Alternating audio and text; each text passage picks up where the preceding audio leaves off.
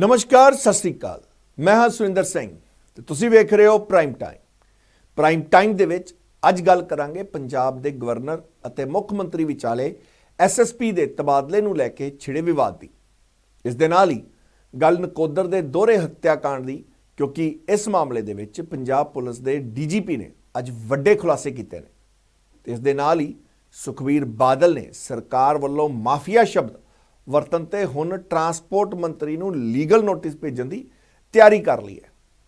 ते इस दे नाल ही चर्चा ब्रह्मपुरा दे अंतिम संस्कार दी अते नाल ही गल करांगे पाकिस्तान दे विच रहिंदे सिखां दी, क्योंकि हुण आउण वाले सालां दे विच पाकिस्तान दे सिखां नूं भी नवीं पहचान मिलेगी। ते आओ शुरुआत करदे हां अज दे प्राइम टाइम दी।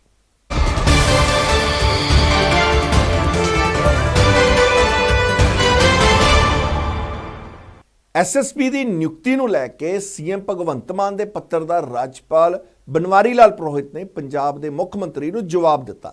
उन्होंने कहा कि तुहाडे वल्लों लिखिया पत्र यह दर्शाउंदा है कि उक्त चिट्ठी लिखते ते भेजते समय तत्थां का पता लगाउण लई सावधानी नहीं बरती गई। जेकर इस गल का ध्यान रखा जाता तो इस तरह का पत्र पहली बार विच ही नहीं लिखा जा सकता सी।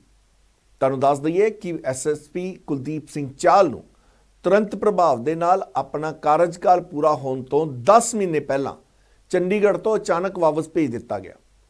इस मामले एक बार फिर तो पंजाब CM अते पंजाब राज्यपाल आमने सामने हो गए। तो बीते दिनी पंजाब CM भगवंत मान ने राज्यपाल बनवारी लाल पुरोहित नूं चिट्ठी लिख के नाराज़गी जाहिर की सी।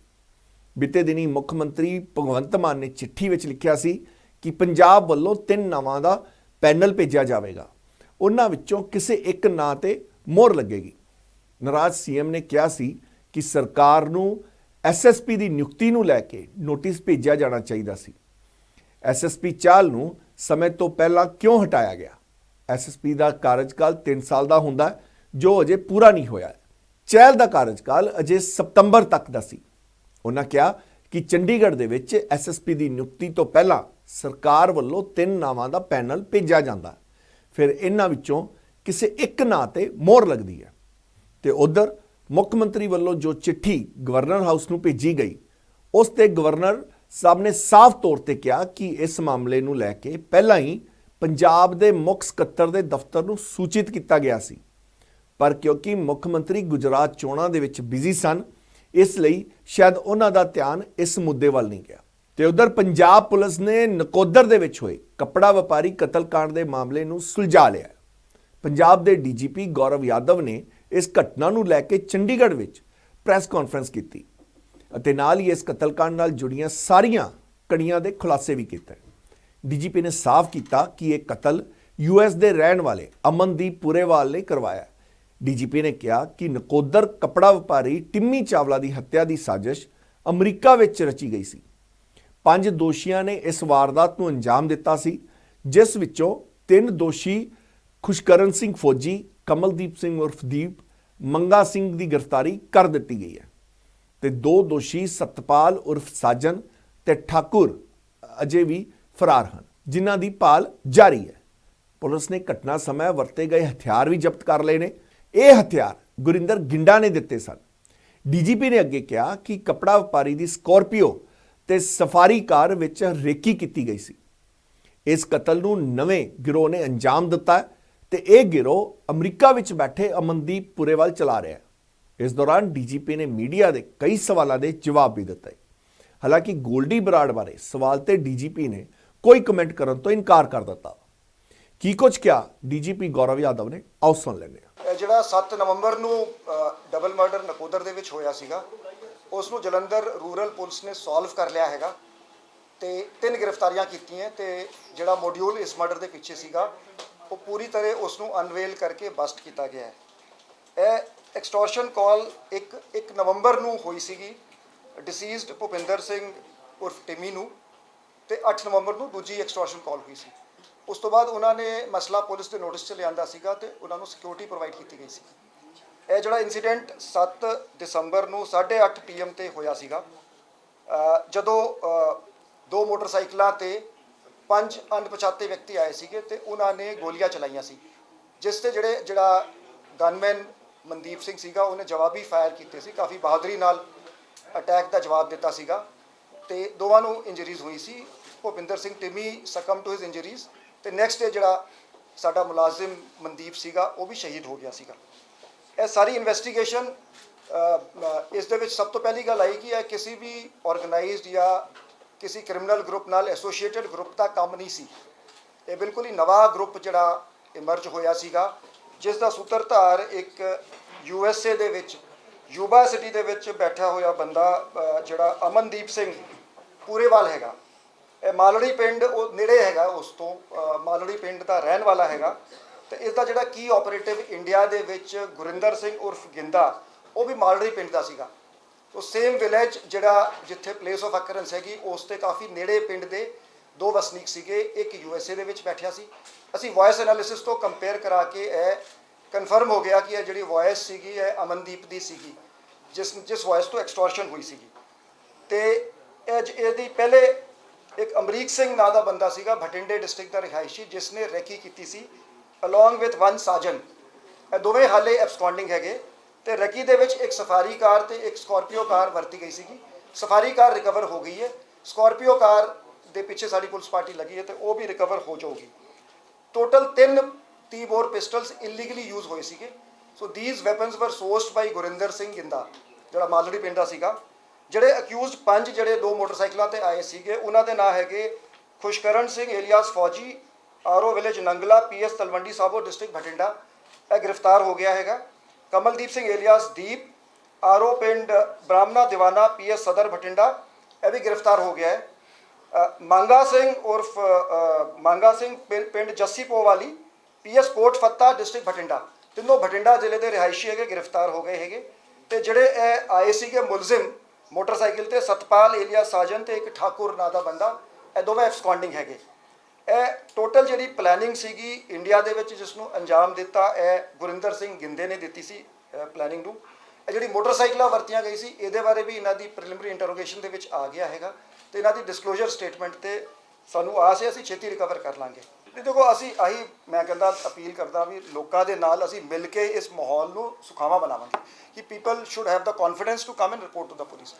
ਹਰ ਕੇਸ ਦੇ ਵਿੱਚ ਅਸੀਂ ਐਕਸ਼ਨ ਲਾਂਗੇ ਤੇ ਜਿਹੜਾ ਬੰਦਾ ਵੀ ਕਾਲ ਕਰਦਾ ਹੈ ਉਸ ਦੇ ਖਿਲਾਫ ਕਾਰਵਾਈ ਕੀਤੀ ਜਾਊਗੀ। ਗੌਰਵ ਤੁਸੀਂ ਬਹੁਤ ਰਿਕਵਰੀਆਂ ਕਰ ਰਹੇ ਹੋ, ਕਾਲ ਆਈਆਂ ਨੇ ਧੰਨਵਾਦ। ਪਿਸਟਲ ਫਿਰ ਕਵਰ ਕਾਫੀ ਕਰ ਰਹੇ ਹੋ, ਰੂਟੀਨ ਚ ਕਰਦੇ ਵੀ ਆ ਰਹੇ ਹੋ, ਇਹ ਕੀ ਕਾਰਨ ਹੈ ਕਿ ਜਿਹੜਾ ਇਹਨਾਂ ਨੂੰ ਈਜ਼ੀ ਅਪਰੋਚ ਹੋ ਰਹੀ ਹੈ ਜਿਹੜੇ ਇਲੀਗਲ ਵੈਪਨ ਦੇ ਕੋਲ ਜਾਣਾ? ਕੀ ਕਿਹੜੀ ਮਾਰਕੀਟ ਇਦਾਂ ਦੀ ਹੈ ਇਹ ਜਿਹਨੂੰ ਜੇ ਨਵੇਂ ਗਿਆ ਗਏ ਇਨੋਕਲ ਵੈਪਨ ਵੀ ਜਾਂ ਜਿਹੜੇ ਕੋਈ ਵੀ ਆਉਂਦਾ ਈਜ਼ੀ ਵੈਪਨ ਤੋਂ ਰੀਚ ਹੈਗੀ ਨਾ, ਕਿਉਂ ਕਿੱਦਾਂ ਹੋ ਰਿਹਾ? ਦੇਖੋ ਜੀ ਬੇਸਿਕਲੀ ਦੋ ਰੀਜ਼ਨਸ ਹੈਗੇ। ਇੱਕ ਤੇ ਜਿਵੇਂ ਅਸੀਂ ਗੱਲ ਕਰੀਏ 2019 ਦੇ ਵਿੱਚ ਜਦੋਂ ਡਰੋਨਸ ਸ਼ੁਰੂ ਹੋਏ ਸੀਗੇ ਤੇ 3-4 ਦਿਨਾਂ 'ਚ 5 ਦਿਨਾਂ ਬਾਅਦ ਇੱਕ ਡਰੋਨ ਆਉਂਦਾ ਸੀ।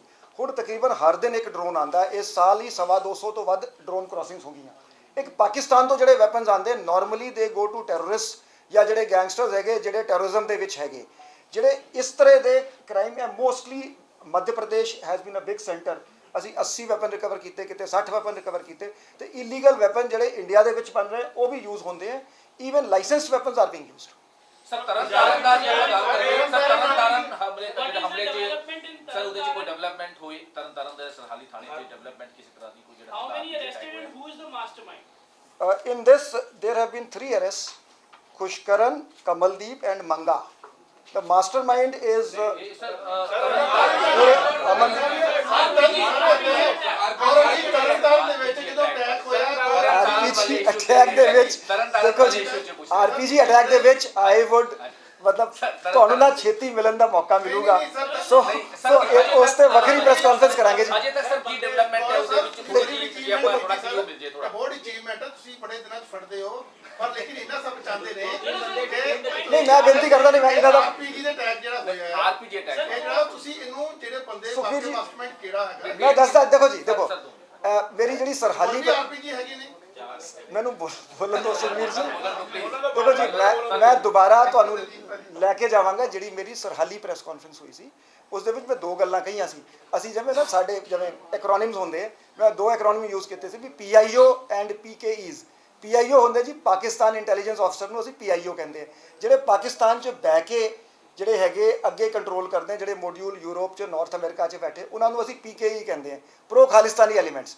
ਸੋ ਪ੍ਰੋ ਖਾਲਿਸਤਾਨੀ ਐਲੀਮੈਂਟਸ ਉਹ ਆਪਾਂ ਹੈਂਡਲਰ ਕਹਿ ਦਿੰਦੇ ਕਾਮਨ ਟਰਮੀਨੋਲੋਜੀ 'ਚ, ਵੀ ਉਹਨਾਂ ਨੂੰ ਆਰਡਰ ਆਉਂਦਾ ਪਾਕਿਸਤਾਨ ਤੋਂ, ਉਹ ਉਹਦੇ ਜਿਹੜੇ ਮੋਡਿਊਲ ਆਪਰੇਟਰਸ ਜਿਹੜੇ ਇੱਥੇ ਹੈਗੇ ਯੰਗ ਪੀਪਲ ਮਿਸਗਾਈਡਡ ਜਾਂ ਇਹਨਾਂ ਨੂੰ ਪੈਸਿਆਂ ਦਾ ਪ੍ਰਲੋਭਨ ਦੇ ਕੇ ਉਹਨਾਂ ਤੋਂ ਇਹ ਆਪਰੇਸ਼ਨ ਕਰਾਉਂਦੇ ਆ। ਜਿਹੜਾ ਹਾਰਡਵੇਅਰ ਹੈਗਾ ਉਹ ਇੰਟਰਨੈਸ਼ਨਲ ਬਾਰਡਰ ਤੋਂ ਆ ਜਾਂਦਾ ਤੇ ਉਸ ਤੇ ਸਾਡੀ ਕਾਫੀ ਪ੍ਰੋਗਰੈਸ ਹੋਈ ਹੈ, ਬਟ ਇਨਵੈਸਟੀਗੇਸ਼ਨ ਐਡਵਾਂਸ ਸਟੇਜ ਤੇ ਹੈ।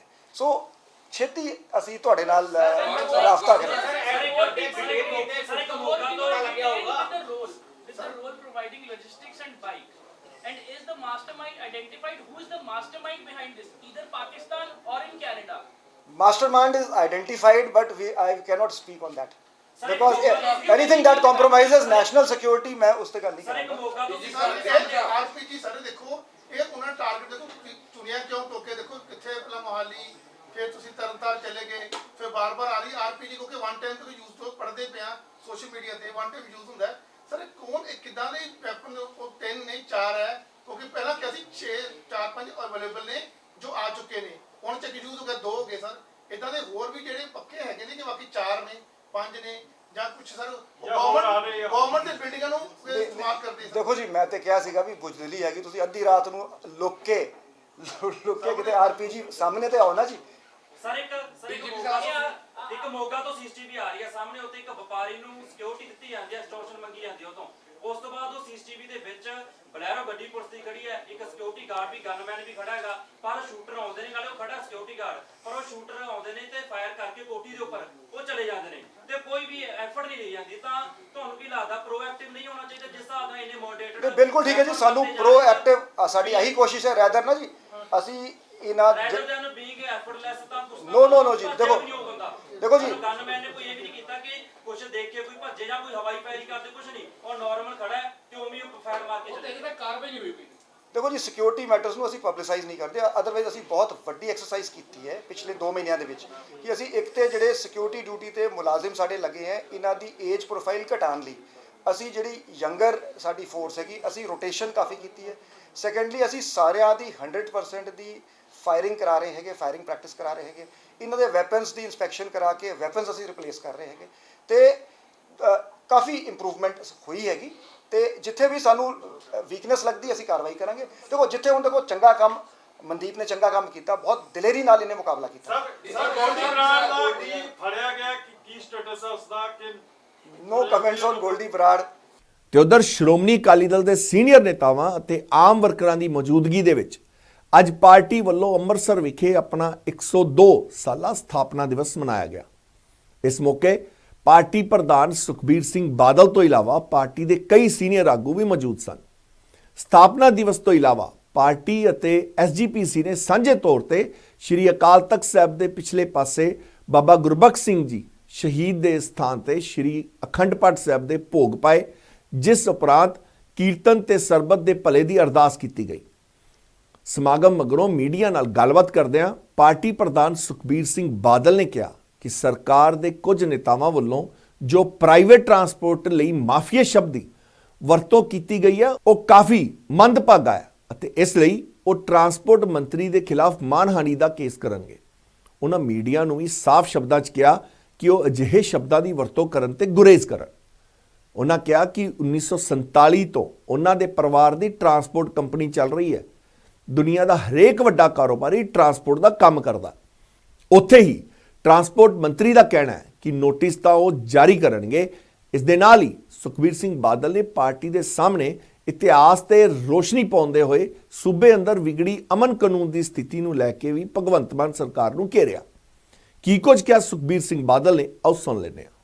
102 ਸਾਲ ਪਹਿਲੇ ਪੰਥ ਨੂੰ ਬਚਾਉਣ ਵਾਸਤੇ, ਪੰਥ ਦੀ ਲੜਾਈ ਲੜਨ ਵਾਸਤੇ, ਗੁਰੂ ਘਰਾਂ ਦੀ ਸੇਵਾ ਕਰਨ ਵਾਸਤੇ ਸ਼੍ਰੋਮਣੀ ਅਕਾਲੀ ਦਲ ਦਾ ਜਨਮ ਕੀਤਾ ਗਿਆ ਸੀ ਤੇ 102 ਸਾਲ ਲਗਾਤਾਰ ਇਸ ਜਥੇਬੰਦੀ ਨੇ ਦੇਸ਼ ਦੀ ਆਜ਼ਾਦੀ ਤੋਂ ਪਹਿਲੇ ਦੇਸ਼ ਦੀ ਆਜ਼ਾਦੀ ਦੀ ਲੜਾਈ ਸਭ ਤੋਂ ਵੱਡਾ ਹਿੱਸਾ ਪਾਇਆ। ਆਜ਼ਾਦੀ ਦੇ ਬਾਅਦ ਵੀ ਜੋ ਕੌਮ ਦੇ, ਦੇਸ਼ ਦੇ, ਪੰਥ ਦੇ ਮਸਲੇ ਆਉਂਦੇ ਸੀ ਉਹਨਾਂ ਦੀ ਪਹਿਰੇਦਾਰੀ ਕੀਤੀ ਤੇ ਉਹਨਾਂ ਦੇ ਹੱਕਾਂ 'ਚ ਲੜਾਈ ਲੜੀ।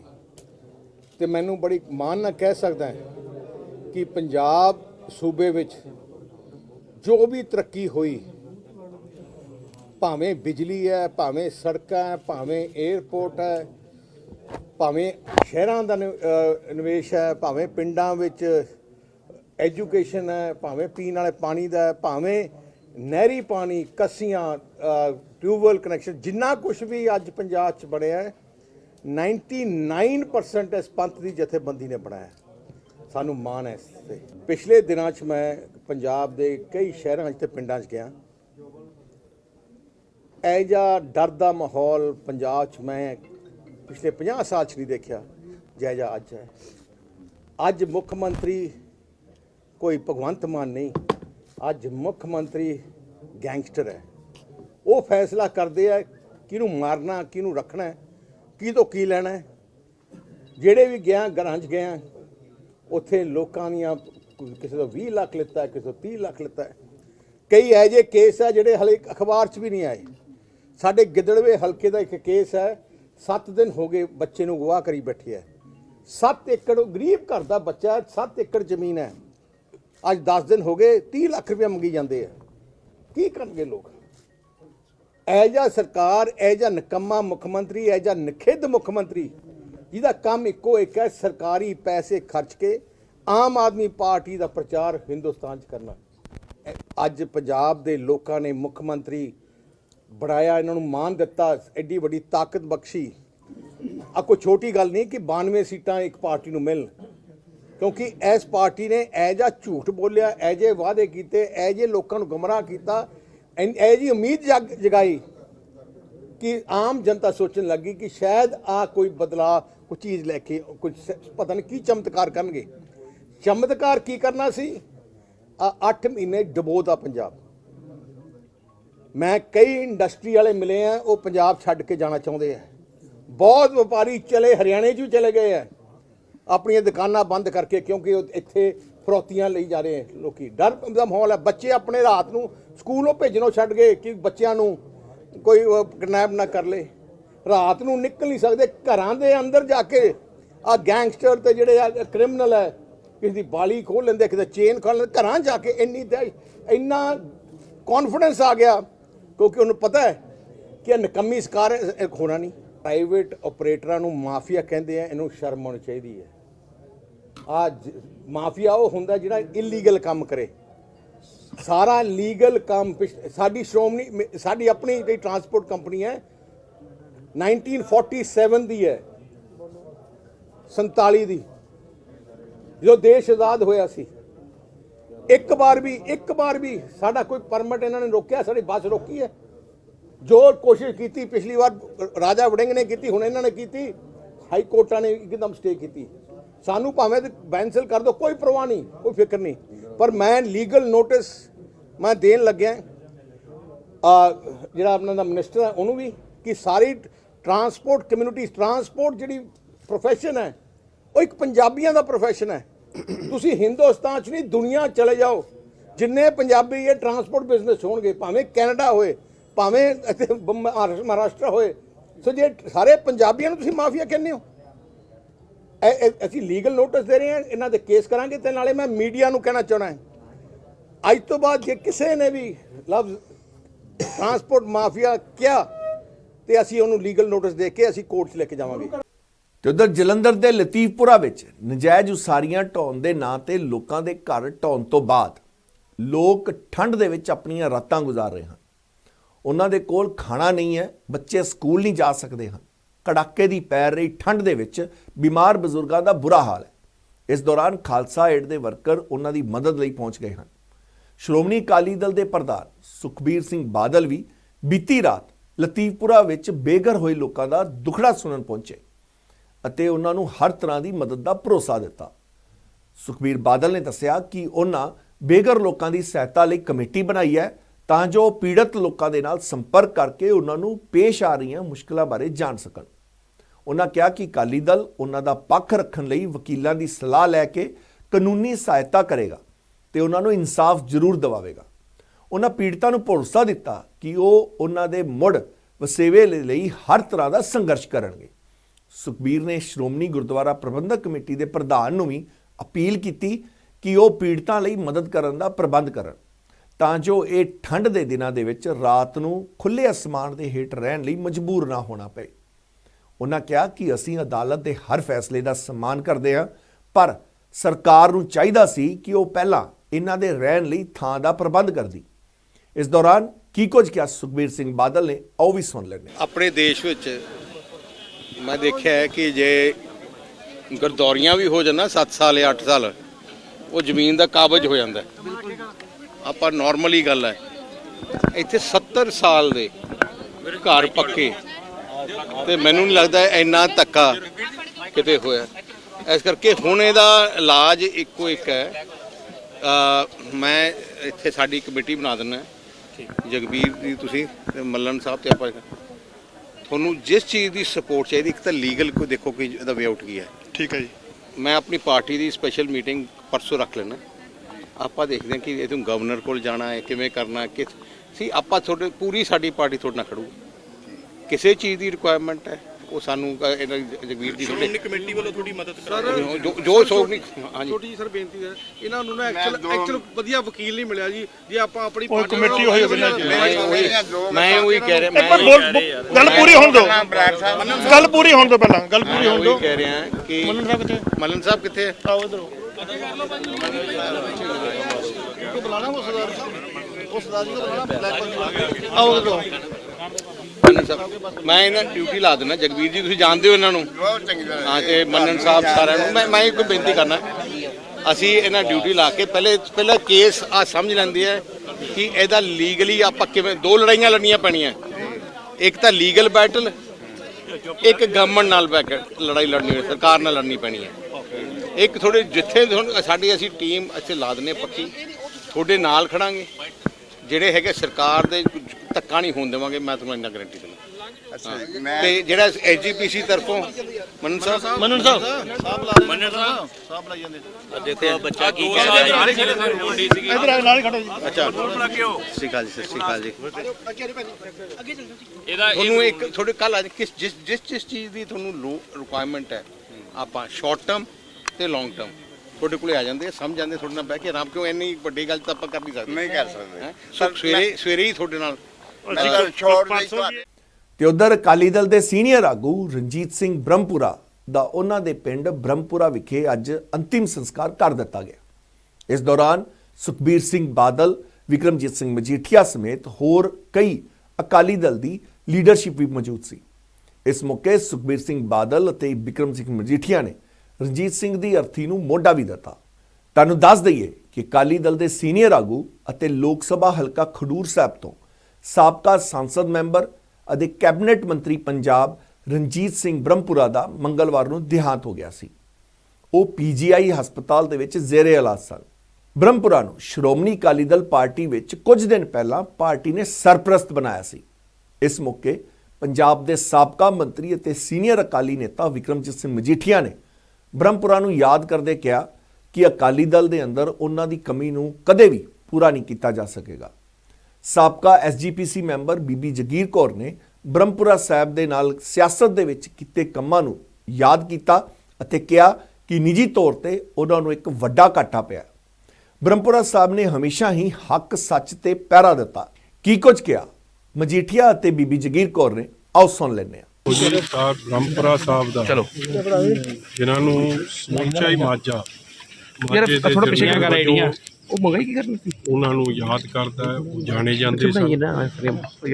ਉਹਨਾਂ ਦਾ ਚਲੇ ਜਾਣਾ ਇਸ ਸੰਸਾਰ ਤੋਂ ਨਾ ਕੇਵਲ ਇਹ ਮਾਝੇ ਲਈ ਬਹੁਤ ਵੱਡੀ ਘਾਟ ਮਗਰ ਸਾਰੇ ਪੰਜਾਬ ਵਾਸਤੇ ਤੇ ਖਾਸ ਤੌਰ ਤੇ ਸ਼੍ਰੋਮਣੀ ਅਕਾਲੀ ਦਲ ਪੰਥ ਵਾਸਤੇ ਬਹੁਤ ਵੱਡੀ ਘਾਟ।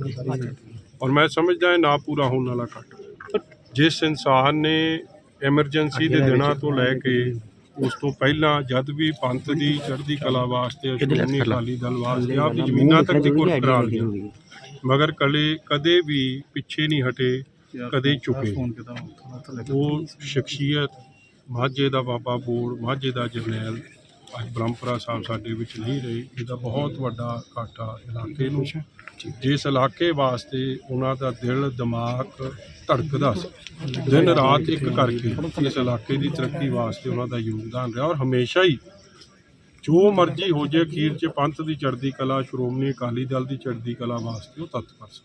ਸੋ ਗੁਰੂ ਕਿਰਪਾ ਕਰਨ ਉਹਨਾਂ ਨੂੰ ਚਰਨਾ ਕਮਲਾਂ 'ਚ ਨਿਵਾਸ ਬਖਸ਼ਣ। ਪਿੱਛੇ ਪਰਿਵਾਰ ਨੂੰ, ਸਾਕ ਸੰਬੰਧੀਆਂ ਨੂੰ, ਵੱਡੇ ਪਰਿਵਾਰ ਸ਼੍ਰੋਮਣੀ ਅਕਾਲੀ ਦਲ ਇਹ ਭਾਣਾ ਮੰਨਣ ਦਾ ਪਰਿਵਾਰ ਦੇ ਨਾਲ ਸਹਿਯੋਗ ਰਹੇਗਾ 100% ਤੋਂ ਵੀ ਪਰਿਵਾਰ ਸਾਡਾ ਸ਼੍ਰੋਮਣੀ ਅਕਾਲੀ ਦਲ ਹੀ ਉਹਨਾਂ ਦਾ ਪਰਿਵਾਰ ਸੀ। ਇੱਕ ਵਰਕਰ ਉਹਨਾਂ ਦਾ ਪਰਿਵਾਰ ਹੈ, ਅਸੀਂ ਸਾਰੇ ਹੀ ਉਹਨਾਂ ਦਾ ਪਰਿਵਾਰ ਹੈ ਤੇ ਪਰਿਵਾਰ ਤੇ ਰਲ ਮਿਲ ਕੇ ਪੰਥ ਦੀ ਚੜ੍ਹਦੀ ਕਲਾ ਵਾਸਤੇ ਸਾਰੀ ਸੇਵਾਵਾਂ ਨਿਭਾਉਂਦੇ। ਰਣਜੀਤ ਸਿੰਘ ਬ੍ਰਹਮਪੁਰਾ ਤੋਂ ਬਗੈਰ ਸ਼੍ਰੋਮਣੀ ਅਕਾਲੀ ਦਲ ਖਡੂਰ ਸਾਹਿਬ ਦੇ ਵਿੱਚ ਬਲਕਿ ਬਹੁਤ ਵੱਡੀ ਘਾਟ ਹੈ ਜੀ, ਬਹੁਤ ਵੱਡੀ ਘਾਟ ਪ੍ਰਮਾਤਮਾ ਹੀ ਪੂਰੀ ਕਰ ਸਕਦਾ, ਵੈਸੇ ਨਾ ਪੂਰੀ ਹੋਣ ਵਾਲੀ ਘਾਟ ਹੈ, ਉਹ ਆਪ ਦੇ ਆਪ ਨਹੀਂ ਚੱਲਦੇ।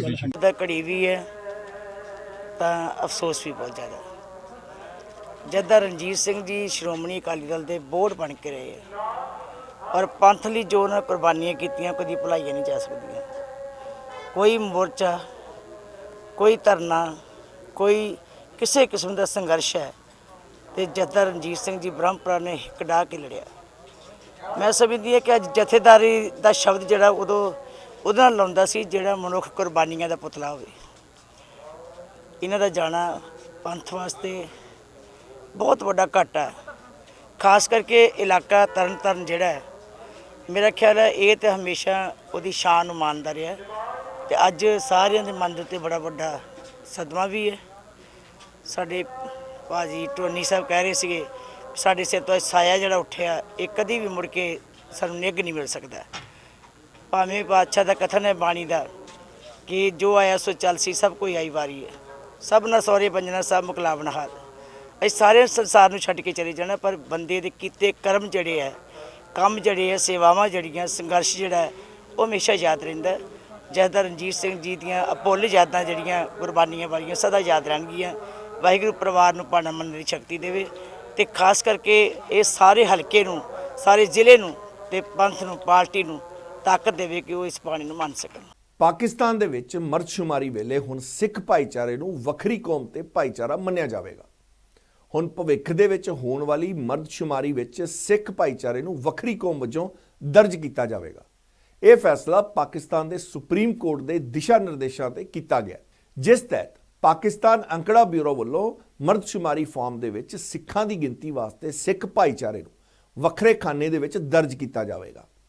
ਹੁਣ ਤੱਕ ਸਿੱਖ ਭਾਈਚਾਰੇ ਦੀ ਗਿਣਤੀ ਹੋਰ ਧਰਮਾਂ ਦੇ ਨਾਂ ਹੇਠ ਇੱਕ ਕਾਲਮ ਦੇ ਵਿੱਚ ਹੁੰਦੀ ਸੀ, ਜਿਸ ਕਾਰਨ ਸਿੱਖ ਭਾਈਚਾਰੇ ਦੀ ਸਹੀ ਗਿਣਤੀ ਬਾਰੇ ਆંકੜੇ ਨਹੀਂ ਸਨ। ਇਸ ਕਾਰਨ ਮੁੱਢਲੇ ਅਧਿਕਾਰਾਂ, ਸਿਆਸਤ ਦੇ ਵਿੱਚ ਪ੍ਰਤੀਨਿਧਤਾ ਦੇ ਸਿਵਲ ਸੇਵਾਵਾਂ ਦੇ ਵਿੱਚ ਰਾਖਵੇਂ ਕੋਟੇ ਲਈ ਅਨੁਮਾਨਿਤ ਆંકੜੇ ਹੀ ਵਰਤੇ ਜਾਂਦੇ ਸਨ, ਜਿਸ ਕਾਰਨ ਸਿੱਖਾਂ ਨੂੰ ਪੂਰਾ ਲਾਭ ਨਹੀਂ ਮਿਲਦਾ ਸੀ। ਪਾਕਿਸਤਾਨ ਦੇ ਵਿੱਚ ਸਿੱਖ ਭਾਈਚਾਰੇ ਨੂੰ ਇਹ ਹੱਕ 5 ਸਾਲ ਦੀ ਲੰਬੀ ਲੜਾਈ ਮਗਰੋਂ ਪ੍ਰਾਪਤ ਹੋਇਆ। ਤੇ ਆਓ ਹੁਣ ਥੋੜਾ ਵਿਸਤਾਰ ਦੇ ਨਾਲ ਸਮਝਦੇ ਹਾਂ ਕਿ ਸਿੱਖਾਂ ਨੇ ਪਾਕਿਸਤਾਨ ਦੇ ਅੰਦਰ ਇਸ ਰੁਤਬੇ ਨੂੰ ਹਾਸਲ ਕਰਨ ਲਈ ਕਿੰਨੀ ਲੰਬੀ ਲੜਾਈ ਅਤੇ ਕਿਵੇਂ ਇਹ ਲੜਾਈ ਲੜੀ ਹੈ। ਜਾਣਕਾਰੀ ਦੇ ਮੁਤਾਬਕ ਸਿੱਖ ਭਾਈਚਾਰੇ ਵੱਲੋਂ ਇਸ ਰੁਤਬੇ ਲਈ ਲੜਾਈ ਸਾਲ 2017 ਦੇ ਵਿੱਚ ਸ਼ੁਰੂ ਕੀਤੀ ਗਈ ਸੀ। ਇਸ ਸੰਬੰਧੀ ਮਾਰਚ 2017 ਦੇ ਵਿੱਚ ਖੈਬਰ ਪਖਤੂਨਖਵਾ ਸੂਬੇ ਤੇ ਸਿੱਖਾਂ, ਜਿਨ੍ਹਾਂ ਦੇ ਵਿੱਚ ਬਾਬਾ ਗੁਰਪਾਲ ਸਿੰਘ, ਚਰਨਜੀਤ ਸਿੰਘ, ਹੀਰਾ ਸਿੰਘ ਅਤੇ ਕਈ ਹੋਰ ਸਿੱਖ ਆਗੂ ਸ਼ਾਮਲ ਸਨ, ਉਹਨਾਂ ਨੇ ਪਿਸ਼ਾਵਰ ਹਾਈ ਕੋਰਟ ਦੇ ਵਿੱਚ ਇੱਕ ਪਟੀਸ਼ਨ ਦਾਇਰ ਕੀਤੀ ਗਈ ਸੀ। ਇਹ ਪਟੀਸ਼ਨ ਵਕੀਲ ਸ਼ਾਹਿਦ ਰਾਜ਼ਾ ਮਲਿਕ ਦੇ ਰਾਹੀਂ ਦਾਇਰ ਕੀਤੀ ਗਈ ਸੀ ਤੇ ਅਦਾਲਤ ਨੇ ਇਸ ਦਾ ਫੈਸਲਾ ਸਿੱਖਾਂ ਦੇ ਹੱਕ ਦੇ ਵਿੱਚ ਦਿੱਤਾ ਸੀ, ਪਰ ਇਹ ਫੈਸਲਾ ਲਾਗੂ ਨਹੀਂ ਕੀਤਾ ਗਿਆ ਸੀ। ਇਸ ਮਾਮਲੇ ਨੂੰ ਲੈ ਕੇ ਸਿੱਖ ਭਾਈਚਾਰਾ ਪਾਕਿਸਤਾਨ ਦੀ ਸੁਪਰੀਮ ਕੋਰਟ ਦੇ ਵਿੱਚ ਚਲਾ ਗਿਆ ਸੀ, ਜਿੱਥੇ ਉਹਨਾਂ ਦਲੀਲ ਦਿੱਤੀ ਸੀ ਕਿ ਪਾਕਿਸਤਾਨ ਦੇ ਵਿੱਚ ਮਰਦਸ਼ੁਮਾਰੀ ਵੇਲੇ ਮੁਸਲਿਮ, ਈਸਾਈ, ਹਿੰਦੂ, ਅਹਿਮਦੀਆਂ ਤੇ ਹੋਰ ਅਨੁਸੂਚਿਤ ਜਾਤਾਂ ਨੂੰ ਵੱਖਰੇ ਭਾਈਚਾਰੇ ਵਜੋਂ ਦਰਜ ਕੀਤਾ ਜਾਂਦਾ ਹੈ ਤੇ ਮਰਦਸ਼ੁਮਾਰੀ ਫਾਰਮ ਦੇ ਵਿੱਚ ਇਹਨਾਂ ਵਾਸਤੇ ਵੱਖਰੇ ਕਾਲਮ ਬਣੇ ਹੋਏ ਹਨ, ਪਰ ਸਿੱਖ ਧਰਮ ਦੇ ਲੋਕਾਂ ਦੀ ਵੱਖਰੀ ਗਿਣਤੀ ਨਹੀਂ ਹੁੰਦੀ ਤੇ ਨਾ ਹੀ ਕੋਈ ਵੱਖਰਾ ਖਾਨਾ ਬਣਾਇਆ ਹੋਇਆ। ਸਿੱਖ ਆਗੂਆਂ ਵੱਲੋਂ ਇਹ ਵੀ ਦਲੀਲ ਦਿੱਤੀ ਗਈ ਕਿ ਸਿੱਖ ਧਰਮ ਦੀ ਸ਼ੁਰੂਆਤ ਪਾਕਿਸਤਾਨ ਵਿੱਚੋਂ ਹੋਈ ਸੀ ਅਤੇ ਸਿੱਖ ਧਰਮ ਦੇ ਪਹਿਲੇ ਗੁਰੂ ਸ਼੍ਰੀ ਗੁਰੂ ਨਾਨਕ ਦੇਵ ਜੀ ਦਾ ਜਨਮ ਸਥਾਨ ਨਨਕਾਣਾ ਸਾਹਿਬ ਵਿੱਚ ਹੈ, ਪਰ ਸਿੱਖ ਭਾਈਚਾਰਾ ਨਿਰਾਸ਼ ਹੈ ਕਿ ਉਹਨਾਂ ਨੂੰ ਆਪਣੀ ਜਨਮ ਭੂਮੀ ਤੇ ਹੀ ਪੱਕੇ ਨਾਗਰਿਕ ਨਹੀਂ ਮੰਨਿਆ ਜਾਂਦਾ। ਇਸ ਮਾਮਲੇ ਦੇ ਵਿੱਚ ਅਕਤੂਬਰ 2018 ਦੇ ਵਿੱਚ ਸੁਪਰੀਮ ਕੋਰਟ ਵੱਲੋਂ ਪਾਕਿਸਤਾਨ ਅੰਕੜਾ ਬਿਊਰੋ ਦੇ ਚੀਫ ਕਮਿਸ਼ਨਰ ਨੂੰ ਦਿਸ਼ਾ ਨਿਰਦੇਸ਼ ਦਿੱਤੇ ਗਏ ਸਨ ਕਿ ਮਰਦਸ਼ੁਮਾਰੀ ਵੇਲੇ ਸਿੱਖ ਭਾਈਚਾਰੇ ਨੂੰ ਵੱਖਰੇ ਧਰਮ ਵਜੋਂ ਮਾਨਤਾ ਦੇਣ ਲਈ ਮਰਦਸ਼ੁਮਾਰੀ ਫਾਰਮ ਦੇ ਵਿੱਚ ਵੱਖਰਾ ਕਾਲਮ ਬਣਾਇਆ ਜਾਵੇ, ਪਰ ਉਸ ਵੇਲੇ ਮਰਦਸ਼ੁਮਾਰੀ ਦੀ ਪ੍ਰਕਿਰਿਆ ਚੱਲ ਰਹੀ ਸੀ। ਤੇ ਇਸ ਲਈ ਉਸ ਵੇਲੇ ਪ੍ਰਕਿਰਿਆ ਦੇ ਵਿੱਚ ਕੋਈ ਅੜਿੱਕਾ ਨਾ ਪਵੇ, ਤਾਂ ਕਰਕੇ ਮਰਦਸ਼ੁਮਾਰੀ ਫਾਰਮ ਨੂੰ ਜਿਵੇਂ ਦਾ ਤਿਵੇਂ ਰੱਖਿਆ ਗਿਆ ਸੀ। ਪਰ ਹੁਣ ਭਵਿੱਖ ਦੇ ਵਿੱਚ ਹੋਣ ਵਾਲੀ ਮਰਦਸ਼ੁਮਾਰੀ ਦੇ ਵਿੱਚ ਸਿੱਖ ਭਾਈਚਾਰੇ ਲਈ ਵੱਖਰਾ ਕਾਲਮ ਹੋਵੇਗਾ। ਤੇ ਇਸ ਸੰਬੰਧ ਦੇ ਵਿੱਚ ਪਾਕਿਸਤਾਨ 'ਚ ਰਹਿੰਦੇ ਸਿੱਖ ਨੁਮਾਇੰਦਾ ਦਾ ਕਹਿਣਾ ਹੈ ਕਿ ਉਹਨਾਂ ਨੂੰ 3 ਦਿਨ ਪਹਿਲਾਂ ਪਾਕਿਸਤਾਨੀ ਅੰਕੜਾ ਵਿਭਾਗ ਵੱਲੋਂ ਜਾਣਕਾਰੀ ਦਿੱਤੀ ਗਈ ਹੈ ਕਿ ਭਵਿੱਖ ਦੇ ਵਿੱਚ ਹੋਣ ਵਾਲੀ ਜਨਗਣਨਾ ਵੇਲੇ ਸਿੱਖਾਂ ਨੂੰ ਵੱਖਰੇ ਭਾਈਚਾਰੇ ਵਜੋਂ ਫਾਰਮ ਦੇ ਵਿੱਚ ਬਣਾਏ ਗਏ ਵੱਖਰੇ ਕਾਲਮ ਨੰਬਰ 6 ਵਿੱਚ ਦਰਜ ਕੀਤਾ ਜਾਵੇਗਾ। ਇਸ ਸੰਬੰਧ ਦੇ ਵਿੱਚ ਅੰਕੜਾ ਵਿਭਾਗ ਵੱਲੋਂ ਤਿਆਰ ਕੀਤੇ ਗਏ ਮਰਦਸ਼ੁਮਾਰੀ ਫਾਰਮ ਦੀ ਇੱਕ ਕਾਪੀ ਵੀ ਉਹਨਾਂ ਨੂੰ ਭੇਜੀ ਗਈ ਹੈ। ਉਹਨਾਂ ਕਿਹਾ ਕਿ ਭਵਿੱਖ ਦੇ ਵਿੱਚ ਹੋਣ ਵਾਲੀ ਜਨਗਣਨਾ ਵੇਲੇ ਸਿੱਖਾਂ ਦੀ ਗਿਣਤੀ ਦੇ ਸਹੀ ਆંકੜੇ ਸਾਹਮਣੇ ਆਉਣਗੇ। ਇਸੇ ਦੇ ਆਧਾਰ ਤੇ ਕੌਮੀ ਅਸੈਂਬਲੀ ਦੇ ਵਿੱਚ ਸਿੱਖਾਂ ਨੂੰ ਸੀਟਾਂ ਵੀ ਮਿਲਣਗੀਆਂ। ਇਸ ਤੋਂ ਇਲਾਵਾ ਵਿਦਿਅਕ ਮਾਮਲੇ ਤੇ ਹੋਰ ਸੇਵਾਵਾਂ ਵਿੱਚ ਵੀ ਲਾਭ ਪ੍ਰਾਪਤ ਹੋਵੇਗਾ। ਤੇ ਉਧਰ ਅਮਰੀਕਾ ਵਿੱਚ ਹੁਣ ਸਮਲਿੰਗੀ ਵਿਆਹ ਕਾਨੂੰਨੀ ਹੋਣਗੇ।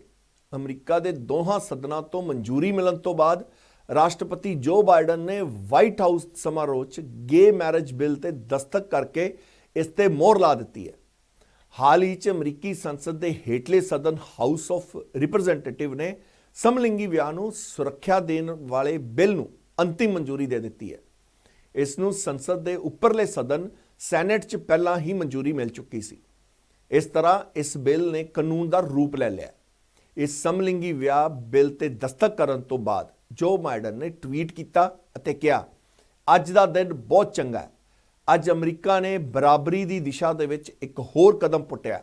ਇਹ ਆਜ਼ਾਦੀ ਅਤੇ ਨਿਆਂ ਵੱਲ ਕਦਮ ਹਨ, ਨਾ ਸਿਰਫ ਕੁਝ ਲਈ ਸਗੋਂ ਸਾਰਿਆਂ ਲਈ, ਕਿਉਂਕਿ ਅੱਜ ਮੈਂ ਮੈਰਿਜ ਬਿੱਲ ਤੇ ਦਸਤਖਤ ਕੀਤੇ ਹਨ। ਜੋ ਬਾਈਡਨ ਨੇ ਵਾਈਟ ਹਾਊਸ ਦੇ ਸਾਊਥ ਲਾਨ 'ਚ ਕਿਹਾ ਕਿ ਇਹ ਕਾਨੂੰਨ ਹਰ ਤਰ੍ਹਾਂ ਦੀ ਨਫ਼ਰਤ ਦੇ ਖਿਲਾਫ ਇੱਕ ਝਟਕਾ ਹੈ ਅਤੇ ਇਸ ਲਈ ਇਹ ਕਾਨੂੰਨ ਹਰ ਅਮਰੀਕੀਆਂ ਲਈ ਅਹਿਮ ਹੈ। ਰਾਸ਼ਟਰਪਤੀ ਜੋ ਬਾਈਡਨ ਨੂੰ ਸਮਲਿੰਗੀ ਵਿਆਹ ਦੇ ਕਾਨੂੰਨ ਤੇ ਦਸਤਖਤ ਕਰਦੇ ਦੇਖਣ ਲਈ ਮੰਗਲਵਾਰ ਦੁਪਹਿਰ ਨੂੰ ਹਜ਼ਾਰਾਂ ਦੀ ਭੀੜ ਜਸ਼ਨ ਮਨਾਉਣ ਲਈ ਨਿਕਲੀ। ਸਮਲਿੰਗਿਕ ਵਿਆਹ ਬਿੱਲ ਤੇ ਸਾਈਨ ਕਰਨ ਤੋਂ ਪਹਿਲਾਂ ਅਮਰੀਕੀ ਲੋਕਾਂ ਦੇ ਲਈ ਆਪਣੇ ਸੰਬੋਧਨ ਦੇ ਦੌਰਾਨ ਜੋ ਬਾਈਡਨ ਨੇ ਕੀ ਕੁਝ ਕਿਹਾ, ਆਓ ਸੁਣ ਲੈਂਦੇ ਹਾਂ। Today's a good day. A day America takes a vital step toward equality, toward liberty and justice, not just for some, but for everyone, everyone. Toward creating a nation where decency, dignity, and love are recognized, honored, and protected. Here we go. Today, I sign the Respect for Marriage Act into law. Deciding whether to marry, who to marry, is one of the most profound decisions a person can make. Marriage, I mean this with all my heart, marriage is a simple proposition. Who do you love? And will you be loyal to that person you love? It's not more complicated than that. And the law recognizes that everyone should have the right to answer those questions for themselves without the government interference.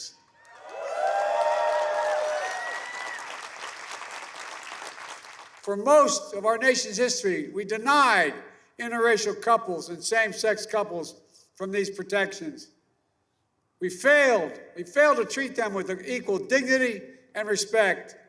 And now, the law requires that interracial marriage and same-sex marriage must be recognized as legal in every state in the nation.